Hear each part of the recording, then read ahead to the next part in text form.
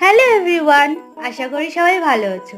তো আমি শ্রদ্ধা, আমার একটা নতুন মিনি ব্লগে সবাইকে স্বাগত। তো ঘুম থেকে উঠে আমি জল খেয়ে নিচ্ছি, তারপর খাবো চা। তো তোমাদের সাথে শেয়ার করি যে আমি হ্যান্ডমেড জুয়েলারিগুলো বানাচ্ছিলাম ডান্সের জন্য।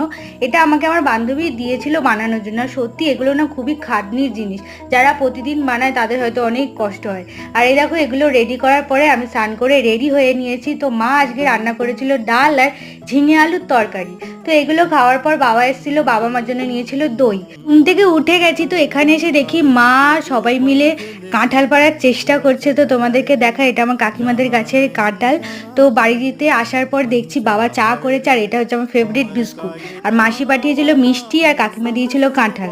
তো এরপরে আমি রাতের ডিনারটা করে নিচ্ছি, হচ্ছে আম তেল দিয়ে মুড়ি আর আলু ভাজা মেখে। তো ভিডিওটা ভালো লাগলে অবশ্যই লাইক, সাবস্ক্রাইব, কমেন্ট করবে। আর রাত্রেবেলা শেষে আম খেয়ে ঘুমিয়ে পড়েছি। তো